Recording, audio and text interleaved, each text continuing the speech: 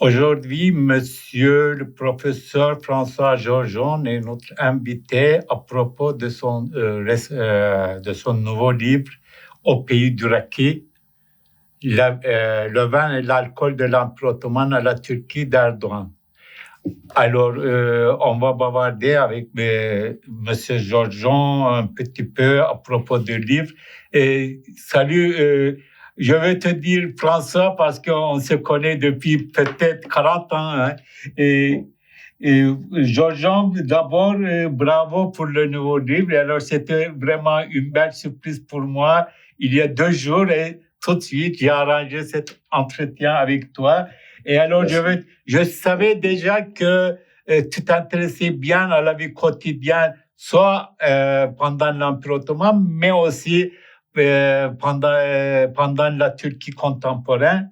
Mais tu avais déjà écrit sur le café, etc. Mais c'est très provocatif qu'on voit un livre rakının ülkesinde ou bien au pays du raki. Peut-être ça pourrait mieux de traduire rakının gölgesinde, à l'ombre du raki, etc.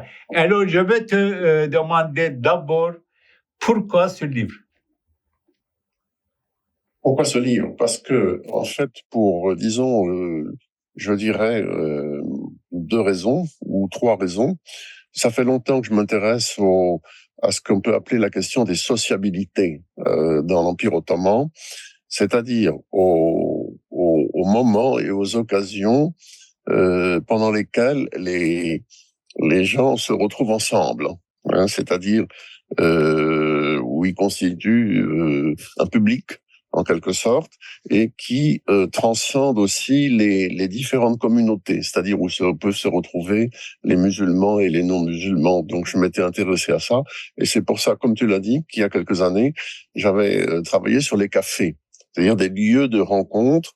L'alcool, c'est un élément qui fait se rencontrer les gens, c'est-à-dire on ne boit pas seul généralement dans l'Empire ottoman, mais on boit ensemble. Et donc dans des lieux qui s'appellent les meyhanès, généralement dans les meyhanès. Donc c'était pour les sociabilités. Mais il y avait une autre raison aussi, c'est que je m'intéresse à ce qu'on peut appeler la transgression, c'est-à-dire comment est-ce que les règles, les lois sont dépassées par des gens. Nous avons un anthropologue en France qui a écrit un livre très intéressant qui s'appelle L'amour de la loi dans l'islam. En réalité, ça s'appelle L'amour de la loi. Et alors, il y a un amour de la loi, mais il y a aussi un plaisir de transgresser la loi, de la dépasser. Et c'est ça qui m'intéressait. Il y a quelques années, j'ai publié un livre sur le Ramadan, qui a d'ailleurs été traduit également en turc. Et c'était aussi un intérêt à la fois pour les sociabilités, parce que le Ramadan est un mois pendant lequel les gens se regroupent, forment une sorte de collectivité, un groupe, et d'autre part, parce qu'il y avait aussi le problème de la transgression, c'est-à-dire ceux qui, par exemple, ne jeûnent pas pendant le Ramadan, donc ils transgressent la loi islamique. Et bien de même, et bien que ce soit bien sûr tout à fait différent, et bien dans la question de l'alcool, il y a aussi cette question de transgression.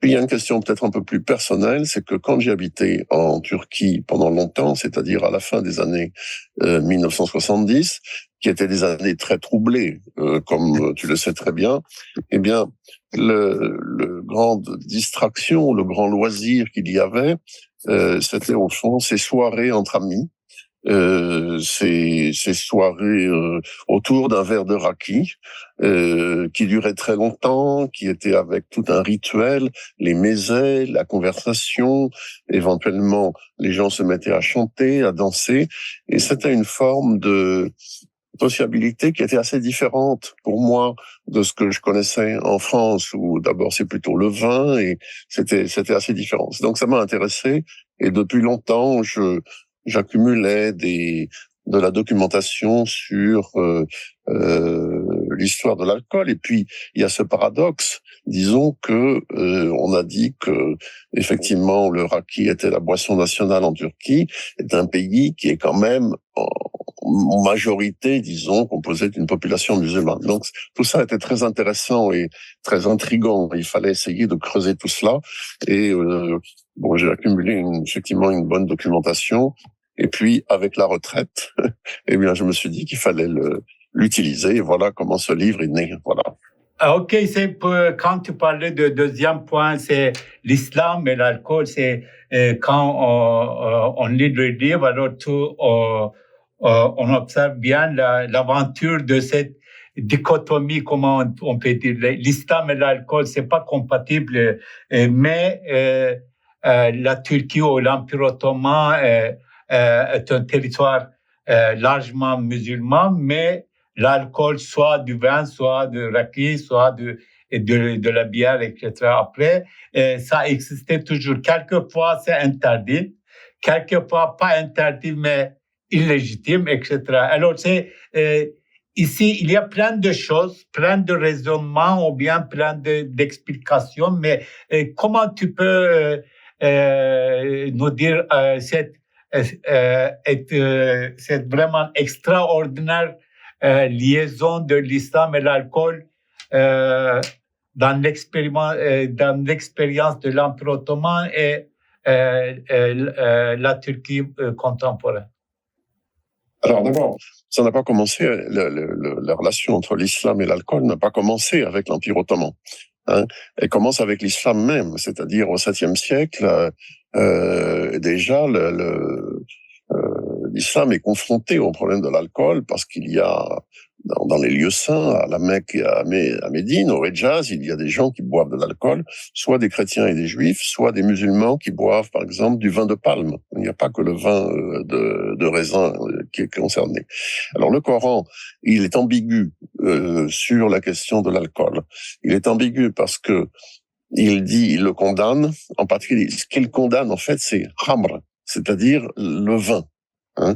Mais les autres alcools, bien sûr, on ne les connaissait pas à l'époque. Il n'y avait pas de raki, il n'y avait pas d'alcool de fruits ou de choses comme ça. Il n'y avait pas de distillation, je veux dire. Donc, il y a des alcools ensuite qui sont apparus et qui ne rentrent pas dans la catégorie khamr. Voilà. Et alors, dans un des versets du Coran, il est dit que le vin est quelque chose de bon, hein, que c'est bon profitable pour la santé. Et puis, il est évident que Mahomet a vu les effets de l'alcool, disons, de l'alcoolisme, etc., et que finalement, il a condamné complètement le vin. Il est comme quelque chose de satanique, hein, c'est ce qui est dit dans le Coran. Ensuite, entre les débuts de l'islam et l'Empire ottoman, il y a 7 siècles. Hein, on passe du 7e au 14e siècle. Et pendant tous ces siècles, évidemment, il y a déjà une relation qui se met en place entre islam et alcool, en particulier chez les Persans. Et chez les Persans, eh bien, il y a une tradition dans la cour des souverains persans, eh bien, de boire du vin assez largement. Et la poésie persane classique est remplie d'éloges du vin. D'autre part, les Turcs anciens, avant l'islamisation, ils utilisaient du vin en Asie centrale, ils le buvaient, c'était pas interdit. Puis il y a un troisième facteur, c'est que l'Empire ottoman s'installe sur les territoires byzantins, comme tu le sais, c'est-à-dire au début du XIVe siècle, l'émirat ottoman en Bithynie, c'est-à-dire dans l'angle nord-ouest de l'Anatolie, conquiert les territoires byzantins. Or, Byzance, c'est vraiment le pays de la vigne et du vin, c'est-à-dire que le vin joue un rôle très important, à la fois dans le culte orthodoxe, dans la religion elle-même, et également dans la vie quotidienne, c'est-à-dire, voilà. J'ai fait remarquer dans mon livre aussi que lorsqu'on regarde une carte, des historiens ont pu faire une carte de l'extension des vignobles, du vignoble, de la vigne, au XVIIe siècle, et l'extension de l'Empire ottoman, Ça, nous le connaissons, à sa plus grande grandeur, lorsqu'il s'étendait de la Hongrie jusqu'à la Tunisie, jusqu'à l'Algérie, et puis également la mer Rouge. Eh bien, en fait, ces deux cartes correspondent assez bien. C'est ce qui fait que l'Empire ottoman, c'est, comme je l'ai dit dans le livre de manière un petit peu provocatrice et paradoxale, c'est aussi un empire de la vigne. Alors, de la vigne pour consommer le raisin, etc., pour faire du pekmez, pour faire des choses comme ça, mais aussi parce que les non-musulmans, fort nombreux, les Grecs, surtout les Grecs, mais aussi les Arméniens et d'autres communautés non musulmanes, eh bien, produisaient du vin. Ils avaient le droit dans l'Empire ottoman d'en produire, ils avaient le droit d'en consommer, ils pouvaient en vendre, mais avec évidemment des restrictions, c'est-à-dire normalement ne pas en vendre aux musulmans. Mais dans la réalité, eh bien, le côtoiement de ces religions différentes, les gens vivaient les uns à côté des autres, il y avait beaucoup d'échanges, et inévitablement, bien sûr, des musulmans ont adopté l'habitude de boire, qu'ils avaient d'ailleurs donc avant l'Empire ottoman. Donc l'histoire est complexe, elle commence pas avec l'Empire ottoman, il y a déjà, comment dire, une sorte de jurisprudence qui existe entre l'islam et l'alcool, et l'Empire ottoman, du fait de deux choses, disons, de sa composition ethnique très mélangée, avec beaucoup de non-musulmans, et d'autre part, d'une certaine souplesse législative, et en particulier le fait qu'il, en dehors de la charia, l'Empire ottoman avait des décrets sultaniens, ce qu'on appelle les kanun nameh, et il avait une législation un petit peu plus souple, généralement, par exemple, souvent plutôt que des supplices ou bien des traitements corporels, eh bien, il infligeait des amendes quand des gens étaient pris à boire ou à faire des délits de tel ou tel type. Donc, voilà comment, dans quelles conditions historiques, si tu veux, l'alcool, le vin d'abord, ce qu'on appelle la boza, qui est une espèce de bière de millet ou de céréales, et ensuite le raki un peu plus tardivement vers le XVe siècle. Eh bien voilà comment finalement s'est développé une production, un commerce et une consommation assez important dans cet empire qui était musulman. Et dans ce concept-là, je veux te demander d'ouvrir une petite parenthèse à propos des derviches.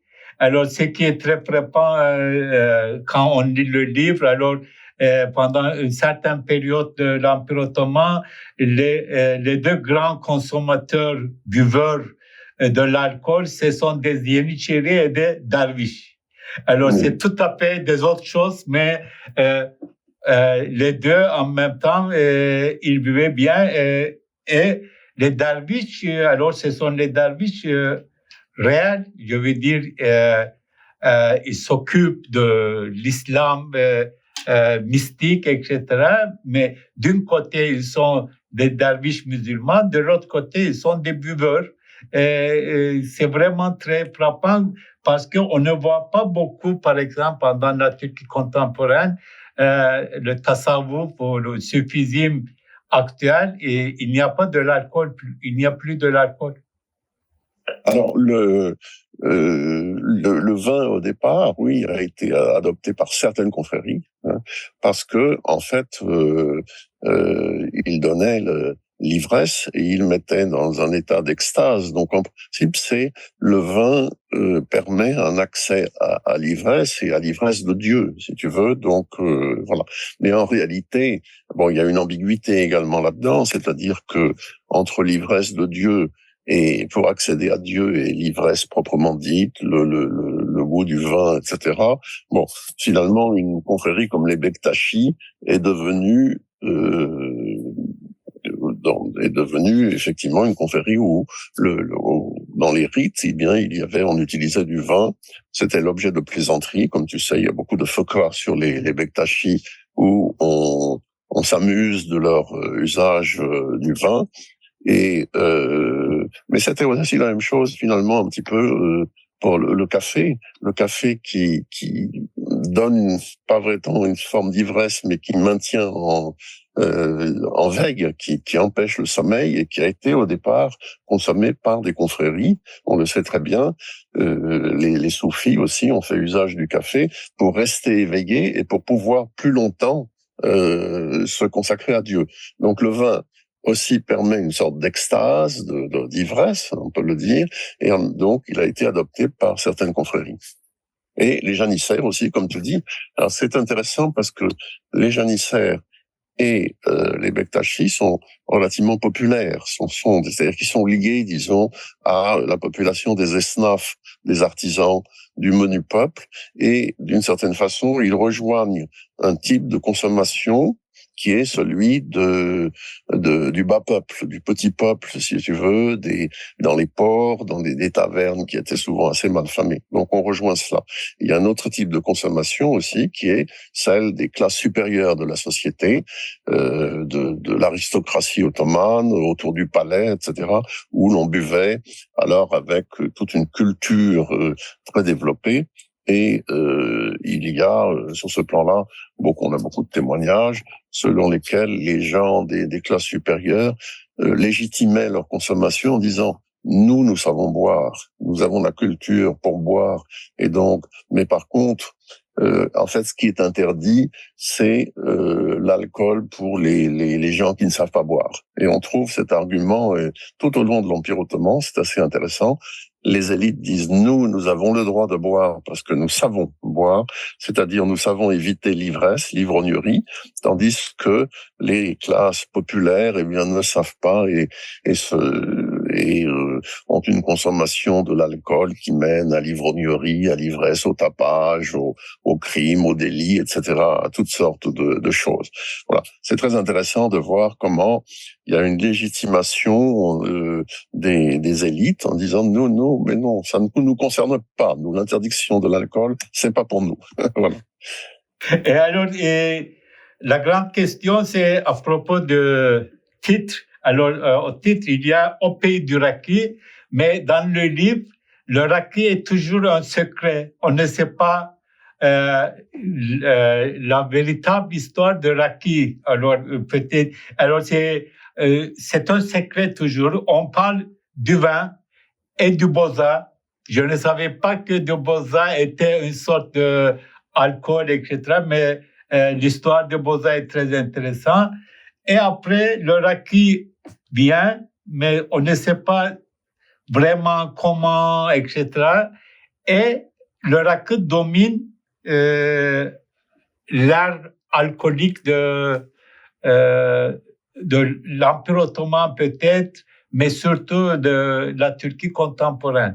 C'est quoi le secret de raki? Ça vient d'où et comment? Alors, un mot sur la boza, parce que c'est très intéressant. C'était un alcool populaire. Enfin, il y avait deux types de boza. Une boza alcoolisée, c'est-à-dire légèrement fermentée, et puis une boza non alcoolisée. La boza alcoolisée, c'était assez populaire parce que c'était pas cher. L'alcool fermenté, il est facile à produire, surtout avec des céréales dont la Turquie, enfin l'Empire ottoman est couvert en abondance. En ce qui concerne le raki, j'ai parlé d'un peu du mystère du raki. En réalité, moi, je ne sais pas. J'avoue très honnêtement que je ne sais pas très bien d'où vient le raki. J'ai un petit peu l'hypothèse que ce serait venu par les Balkans, mais c'est pas du tout quelque chose qui est prouvé. C'est-à-dire par la distillation, qui est des procédés de distillation qui étaient très développés en Italie. Mais bon, c'est une hypothèse. En tout cas, dans nos textes qui sont ça, on connaît bien. On le voit vers le XVe siècle. Il apparaît vers le début du XVe siècle. Bon. Il reste assez discret, je dirais, jusque vers le début du XIXe siècle. C'est-à-dire, d'abord, il est plus cher certainement que le vin. La distillation, c'est un procédé qui est plus compliqué, bien sûr, que la fermentation. La fermentation, c'est un procédé naturel. Il suffit de laisser les choses, voilà, pratiquement. La distillation, c'est plus compliqué. C'est un petit peu, disons, l'hypothèse que j'ai faite dans ce livre, c'est que le raki vraiment ne se développe comme boisson de consommation qu'à partir du XIXe siècle et en gros à partir des réformes des tanzimat, c'est-à-dire les années 1830, l'époque de la fin du règne de Mahmoud II et le début des Tanzimat, donc à partir de 1839. Et très rapidement, puisque vers la fin du 19e siècle, il y a une revue dont je parle, la revue commerciale du Levant, c'est une revue française qui dit que le raki est une boisson nationale. Donc, ce qui est tout à fait intéressant, parce que c'est avant la République, c'est avant la Turquie, etc. Alors, comment ça se fait? Pourquoi? Etc. Je pense qu'il y a d'abord des questions techniques, d'alambic sur lequel j'ai pas du tout trouvé de documentation, de modernisation, voilà, qui se produit en même temps en Europe. Mais je ne sais pas comment elle passe dans l'Empire ottoman. Mais je pense que probablement le facteur le plus important, c'est le facteur politique. C'est-à-dire que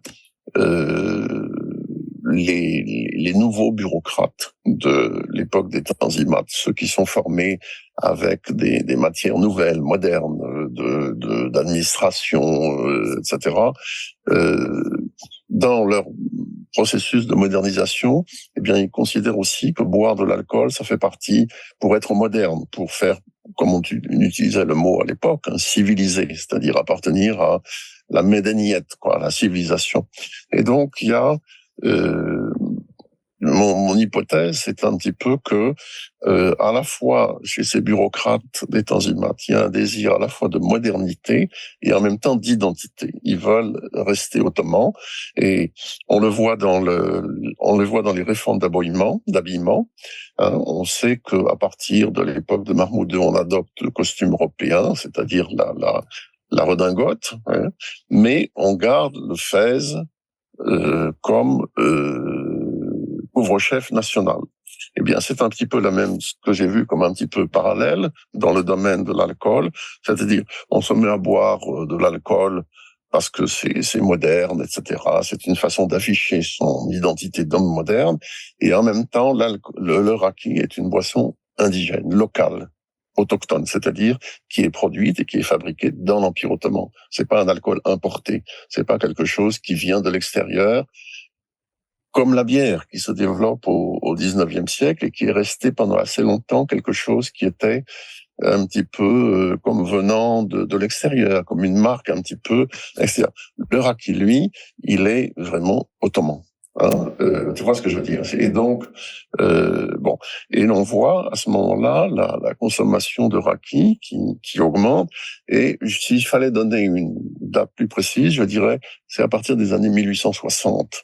Hein, en gros, que je vois le raki s'installer dans des meyhaneh, justement, mais chic, c'est-à-dire pas les meyhaneh des ports, des tripots, comme on dirait en français, où il y avait des événements pas sympathiques, etc., toute une population, etc. Là, au contraire, ça devient le lieu de rencontre d'intellectuels, de journalistes. C'est un nouveau métier à cette époque-là, le journaliste, de bureaucrates, justement, de mémourges de la Sublime Porte, et dans les ministères, etc. Ils étaient nombreux. Ensuite, il y a les médecins, les avocats, les nouvelles professions libérales, et toute cette classe moyenne musulmane rejoint un petit peu les Grecs, les Arméniens, les Juifs qui consommaient, eux, du vin, plutôt pour les Grecs, par exemple, mais aussi du raki, etc. Donc, il y a un phénomène de classe, là, qui se produit, de classe moyenne supérieure, je dirais, et qui adopte le raki. Et ce qui me paraissait intéressant, ce sur quoi j'ai insisté, c'est que c'est quelque chose qui se passe bien avant la République. Parce que souvent on dit c'est la République, Mustafa Kemal qui était, comme on le sait, un bon buveur, un amateur de raki, comme beaucoup de ses contemporains. Il y avait rien de particulier à ce point-là. On dit que c'est à ce moment-là que le raki, non, en fait, que c'est le raki s'est développé, etc. En fait, je suis sûr que c'est au moins un demi-siècle avant la République, que le raki se diffuse. Alors bien sûr, il y a des gens qui luttent contre, il y a des gens qui sont pas d'accord, il y a les oulémas, puis ensuite il y a des médecins formés à la médecine moderne qui sont pas d'accord, qui disent l'alcool c'est dangereux, l'alcoolisme c'est une maladie nouvelle, etc. Il faut lutter contre ça. Mais malgré tout, on voit bien que même sous un sultan comme Abdulhamid, qui est un petit peu qui essaie un petit peu de restaurer une moralité islamique, on le sait bien. Au fond, la consommation de raki parmi les élites urbaines et les classes moyennes urbaines, hein, bien sûr, de l'Empire, c'est largement développé. Et au début du XXe siècle, ça devient quelque chose de... Ce n'est plus... Il y a toujours une sorte d'interdit qui pèse, mais en réalité, c'est quelque chose qui est pratiquement admis, hein, dans la société ottomane. Je vais poser la question à Atatürk et le Rakı à la fin, mais avant de venir à Atatürk, je vais poser la question à propos des sultans et vis-à-vis l'alcool. Il y a des sultans qui sont très fâcheux de l'alcool, qui interdisent. Il y a des sultans qui boivent et interdisent. Il y a des sultans qui boivent et n'interdisent pas, etc. Il y a plusieurs catégories de sultans. C'est quoi ça? Ça dépend des conjonctures ou bien ça dépend des personnalités des sultans, de ce sultan-là? Comment tu analyses l'attitude différente des sultans vis-à-vis de l'alcool?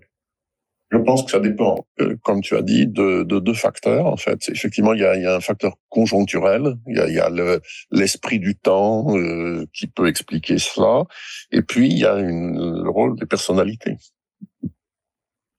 Par exemple, il y a un des exemples les plus intéressants, c'est le fils de Soliman le Magnifique, Selim II.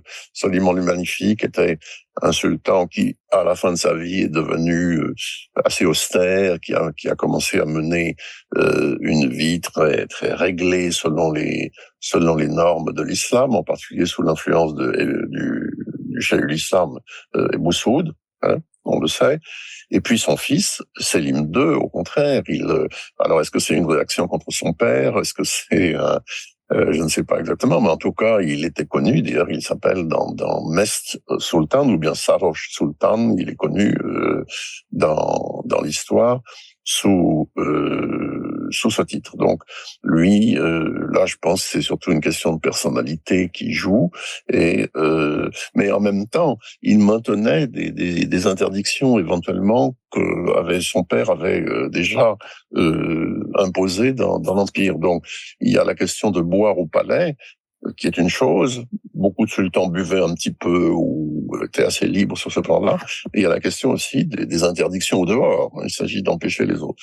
Alors, conjoncture, oui, alors c'est très net au XVIIe siècle, c'est-à-dire qu'il y a un climat qui est lié à la situation de l'Empire, qui devient un peu compliqué.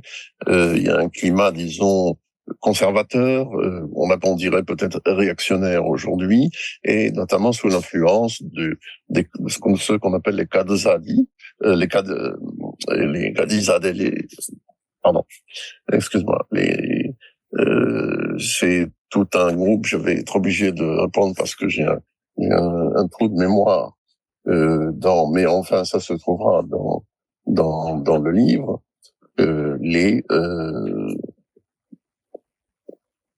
donc, tout un groupe influent d'oulémas et qui, finalement, sont contre l'alcool et qui sont pour un retour un petit peu fondamentaliste à l'islam. Et c'est hilaire, enfin bon, excuse-moi, bon, enfin, on va retrouver ça, et qui sont donc pour une application plus stricte de la loi musulmane, et ils influencent en particulier deux sultans, Mourad IV et Mehmed IV, au XVIIe siècle. Et là, il y a probablement les épisodes les plus durs contre l'alcool, avec des exécutions, hein, de buveurs ou de gens en train de faire le commerce de l'alcool, avec des envois aux galères. Là, la prohibition est devenue à certains moments extrêmement rigoureuse, mais bon, c'est un grand empire et avec des façades maritimes qui permet aussi la contrebande, de toutes sortes de procédés. Les prohibitions ont été très dures. les buveurs et ceux qui faisaient commerce encouraient beaucoup de risques, y compris les non-musulmans. Mais malgré tout, il y avait toutes sortes de... Les buveurs ont fait ce que j'appelle de la résistance, c'est-à-dire ils se sont débrouillés, ils se sont cachés, ils ont fait du marché noir, ils ont utilisé la nuit pour boire parce que la nuit, et surtout à l'époque ottomane, il n'y avait pas d'éclairage public, au moins jusqu'au milieu du 19e siècle. Donc, on buvait la nuit, on se cachait, on se déguisait. Éventuellement, des musulmans se déguisaient en non-musulmans pour pouvoir se livrer à leur boisson favorite. Donc, il y a eu des lois de répression très dures, mais ensuite, en même temps, je veux dire, il y a eu des résistances. À partir les dernières, d'après ce que je crois, les dernières interdictions générales datent de Sélim III, c'est-à-dire au début, à la fin du XVIIIe siècle, donc au tout début de son règne. Lui aussi, il veut un retour à une certaine moralité, mais ça ne tient pas. Ça ne tient pas, en réalité, pour une raison qui a été presque toujours la même et qui a fait que les interdictions n'ont pas tenu, c'est des raisons fiscales. C'est-à-dire que l'alcool, ça rapporte. Le vin, la boisa, le raki, la bière, ça rapporte parce qu'il y a des taxes sur la production, sur le commerce et sur la consommation. Bon, je rentre pas dans le détail de ces taxes, mais certains calculs ont été faits et montrent qu'elles jouent un rôle très important dans le budget de l'Empire. Donc, et ce qui est intéressant, c'est de voir qu'il y a une tension au niveau de l'État entre le désir de faire respecter la loi religieuse, donc d'être moral, si tu veux, et d'autre part, le désir d'avoir des revenus. Il y a des guerres qui coûtent cher, il y a des réformes qui coûtent cher. Par exemple, Sélim III entreprend de grandes réformes que l'on connaît bien. Nizam Djedid, il veut réformer l'armée, et c'est pour ça qu'au bout d'un certain temps, il abandonne cette question de la prohibition. Il a besoin d'argent pour ses réformes. Et la prohibition qu'il a décrétée au début de son règne, c'est-à-dire en 1789-90, eh ben, au bout de 2 ou 3 ans, c'est fini. C'est-à-dire qu'on retourne à un régime de tolérance, si tu veux, ou de contrôle, mais voilà, c'est terminé. Des historiens disent que Mahmoud II, lui aussi, au début de son règne, a fait fermer tout. Je ne suis pas tout à fait sûr. Mais enfin bon, à partir du règne de Mahmoud II, c'est différent parce que on passe d'un régime d'interdiction ou même de destruction des tavernes à un régime de contrôle. Il y a un universitaire turc qui a écrit des choses très intéressantes, Ihsan Erdinçli, qui est de l'université de Karadeniz, et il montre bien comment on passe de yasak à contrôle, d'une interdiction à un contrôle. C'est-à-dire on se met à contrôler les tavernes et y envoyer des espions, par exemple, pour savoir un peu ce qui se dit dans les tavernes. Mais de ce point de vue-là, c'est assez curieux parce que les tavernes, sur le plan politique, étaient parfois considérées comme moins dangereuses que les cafés. Parce que dans les cafés, il y avait la discussion politique. Le café, ça fait parler. Les gens discutent de politique, etc. Et dans les tavernes, c'est plutôt, on recherche aussi, on parle, mais on recherche le caïf. Et en un sens, c'est moins dangereux que ce qu'on appelle le devlet sorbeti, c'est-à-dire la conversation de l'État. Donc, alors à partir de l'époque de Mahmoud II, donc il y a une tolérance qui est plus grande, et puis il y a les Tanzimat, donc avec leur idéologie malgré tout plus libérale. Hein, et ça se reflète dans la législation, dans les pratiques de l'État à l'égard des buveurs et des producteurs. Et c'est comme ça que, de fil en aiguille, on arrive à une consommation qui devient beaucoup plus ouverte. Il y a la bière qui apparaît, la bière telle que nous la connaissons aujourd'hui, qui apparaît dans l'Empire vers 1840 à peu près, qui va se développer assez rapidement. Et la bière, il y a toujours un statut un peu spécial parce qu'elle est moins alcoolisée. Et je crois, à mon avis, que les premières apparitions, disons, j'allais dire publiques, de l'alcool, c'est plutôt à travers la bière que ça se passe. C'est-à-dire, il y a eu des jardins de bière. C'est-à-dire, ça veut dire c'est ouvert au public. Si c'est un jardin, on le voit. Hein. Est-ce que le Méganais était resté quand même fermé sur lui-même, hein, c'est-à-dire on ne voyait pas. Mais avec la bière, j'ai l'impression que vers peut-être la fin du 19e siècle, au début du 20e siècle, l'alcool commence à s'installer davantage dans l'espace public. Voilà. Et c'est important, je crois, de noter ça. Voilà. Ce qui fait que, oui, de fil en aiguille, eh on arrive à vers 1900, puis alors plus encore avec la révolution jeune turque en 1908, à une situation vraiment assez libérale, quoi, concernant l'alcool. Alors, la question finale, c'est l'art républicain, mais bien sûr que Atatürk. Alors, merci beaucoup pour la description de la table de raki de Mustafa Kemal. C'est vraiment, j'ai appris beaucoup de choses, et les détails, etc. Et je vais te poser la question ainsi là. Est-ce que Atatürk a utilisé l'alcool pour son projet de modernisation de la Turquie, où il a son attitude vis-à-vis de l'alcool, c'était très normal, mais c'était pas un projet pour lui. Je crois que le mot utilisation ou projet, je crois que c'est trop fort. Je crois pas qu'il y avait cette idée-là. Bon, Mustafa Kemal est un buveur ottoman. Voilà, c'est-à-dire qu'il est comme la plupart des militaires et des fonctionnaires de la fin de l'Empire. Il est né en 1881, donc il appartient à la dernière grande génération de l'Empire. Bon, la plupart buvaient sans problème, enfin pas tous. Il y avait une question de personnalité, par exemple. Ismet Inonu, apparemment, lui, Ismet Pacha, celui qui est devenu Ismet Inonu, voilà, je crois que il n'avait pas la réputation d'être un buveur. Donc il y a une question de personnalité qui joue, bien sûr, de choix individuels, etc. Enfin, Mustafa Kemal, un buveur ottoman, c'est-à-dire, il buvait à l'ottomane, c'est-à-dire pas seul, mais avec des amis, en discutant, en bavardant, en grignotant des mezets, etc. Quand il devient président de la République, il continue cette tradition, mais c'est vrai que à partir du moment où il est à Çankaya, eh bien, il y a une tradition qui est ce qu'on appelle Atatürk'ün sofrası, c'est-à-dire la table d'Atatürk à Çankaya, où il avait l'habitude, plusieurs soirs certainement par semaine, de rassembler des amis, des collègues, des ministres, des députés, etc. Et c'était des soirées assez arrosées, disons, ou enfin, en tout cas, on buvait assez librement.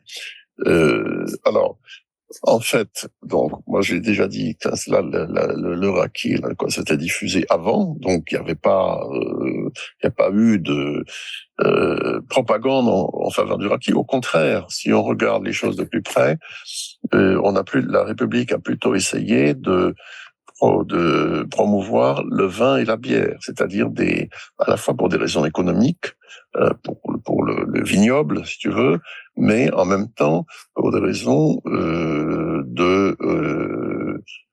parce que c'était moins alcoolisé, donc on peut dire d'hygiène, c'est-à-dire la République, elle veut des corps sains, hein, elle veut des jeunes qui soient qui font de la gymnastique, par exemple, dont le corps est fort et sain. Donc, il y a en fait, en même temps que il y a une certaine liberté pour boire de l'alcool, il y a en même temps toute une politique pour quand même préserver la jeunesse, pour la maintenir dans un état d'hygiène et de physique, voilà.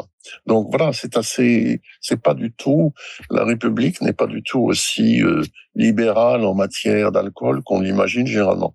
Simplement, lui, Mustafa Kemal buvait bien, il ne s'en cachait pas. Ce qui est important, ça, c'est-à-dire que on a des anecdotes où il se montre au milieu du public avec un verre de raki. Ça, on a plusieurs anecdotes à ce sujet-là, en disant voilà, les sultans se cachaient. Moi, je me le cache pas. Voilà. Et maintenant, c'est-à-dire, je crois que l'influence de Mustafa Kemal a été que c'est plutôt un encouragement à ne pas se cacher si on boit. Pas un encouragement à boire davantage, c'est un encouragement à ne pas se cacher. Et je rejoins, si l'on boit, je rejoins ce point des analyses du grand sociologue Chérif Mardine, qui est mort il y a quelques années, et qui voyait le kémalisme comme une forme de lutte contre ce qu'il appelait l'esprit du mahallé, l'esprit du quartier, c'est-à-dire le contrôle social, c'est-à-dire la société qui surveille les individus, etc. Je pense que c'est pas ça l'esprit de la République. L'esprit de la République, c'est l'État. Hein, c'est faire des citoyens. C'est faire des citoyens et non plus des sujets qui habitent dans un quartier où ils sont un peu contrôlés par les imams, par ceci, cela, par le mourtar et tout ça. Et donc, je pense que la politique vis-à-vis de l'alcool rentre un petit peu dans cette catégorie-là. Cela dit, je pense qu'au cours de ces sofras de Chankaya, c'est vrai que ça permettait à Mustafa Kemal de faire parler un petit peu. Voilà, la vertu du raki, c'est que les gens parlent, c'est-à-dire ça fait parler. Et donc c'est intéressant pour un homme politique de faire parler ses semblables sans qu'ils aient peur du chef, parce que là, la peur du chef, on le sait bien, dans les régimes autoritaires, ça fait qu'il y a une sorte d'omerta, c'est-à-dire que les gens ont peur de parler, ils veulent faire plaisir uniquement au chef, tandis qu'avec le raki, il y a une espèce on se découvre un petit peu, on se lâche, comme on dirait en français, on se lâche un petit peu.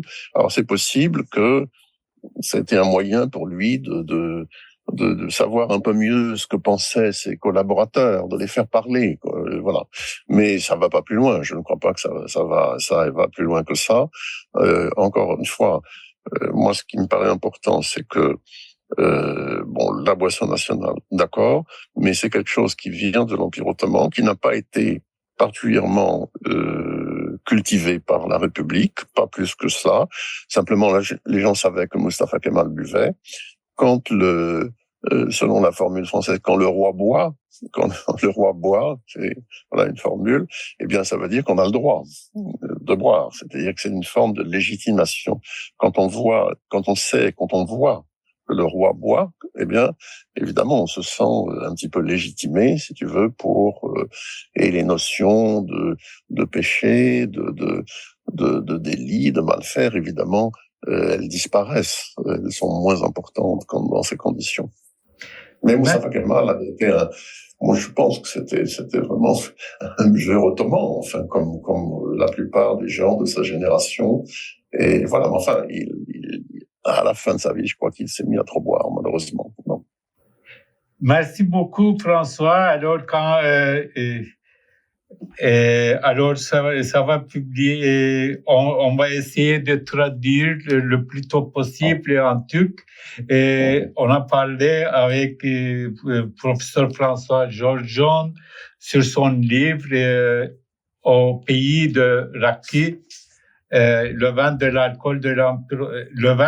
et l'alcool de l'Empire ottoman à la Turquie d'Erdogan.